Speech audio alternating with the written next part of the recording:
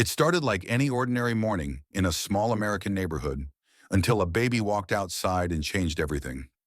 Barefoot, in a diaper, and holding a half-eaten banana, 18-month-old Mason stepped onto the front lawn, a rusty cage dumped near the edge of the driveway. Inside, a trembling German shepherd, starved, dirty, and too weak to bark. No collar, no name, just pain in his eyes. Mason toddled over, pressed his tiny face against the bars, and did something so pure, it left an entire neighborhood speechless.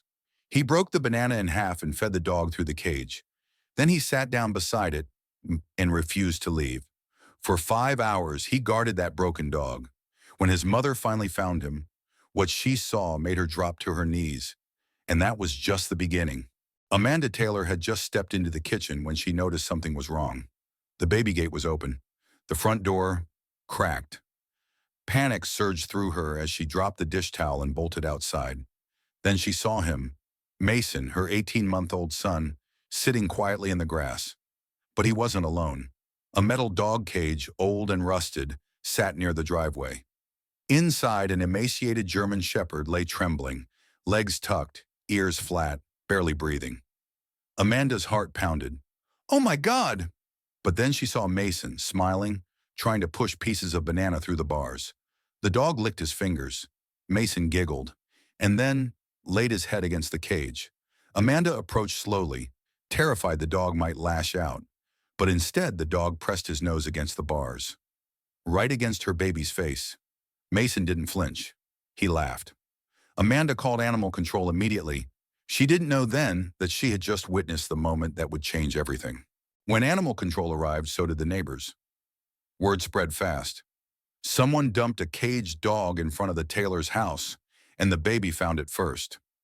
The officer, Sergeant Lena Martinez, scanned the dog's microchip and froze.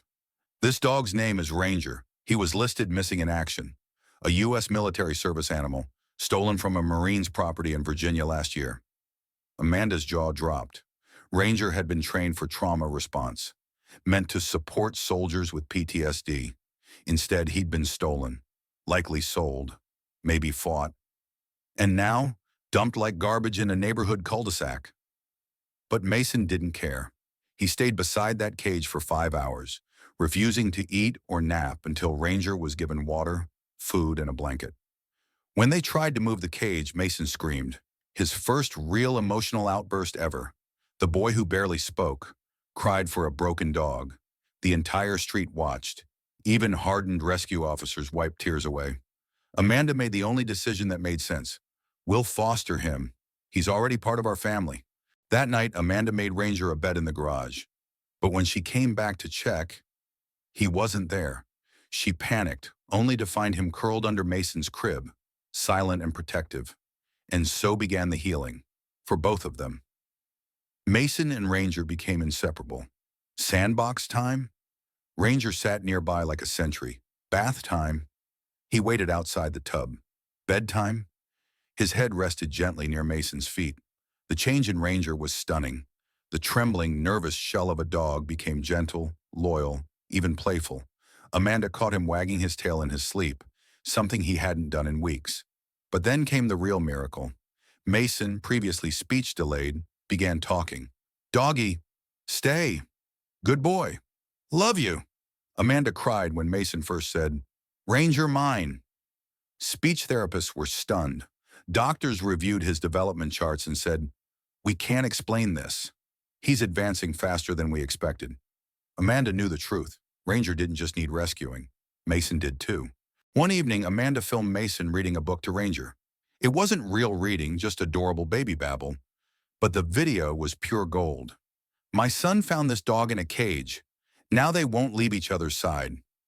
In 24 hours, it had 3 million views. National news picked it up. CNN, The Dodo, People Magazine, Good Morning America. Tears flowed across living rooms nationwide as millions watched the baby and the war dog bond like lost souls reunited. Veterans commented, "I served with dogs like Ranger. This broke me. My son's autistic. This gives me so much hope." Soon, Amanda received a message from Ranger's original handler, A retired Marine named Corporal Jack Vance. He didn't want Ranger back. He's found his real mission, Jack wrote. He was meant for that boy. And then came an even bigger idea. Amanda launched a foundation in Mason and Ranger's name, the Ranger and Mason Project. Its mission? Pair rescued service dogs with emotionally struggling children. In just 8 months, the program placed 41 dogs with families who needed them most. A year passed. Mason, now nearly 3, spoke full sentences, laughed loudly, ran through the yard with Ranger barking behind him. He was unrecognizable from the quiet, withdrawn toddler Amanda once worried about. At their first charity fundraiser, Mason stood on a stage holding Ranger's leash in front of hundreds of people. He wore a tiny bow tie. Ranger wore a vest that read, PTSD Service Dog, Retired Not Forgotten. The host smiled down at Mason.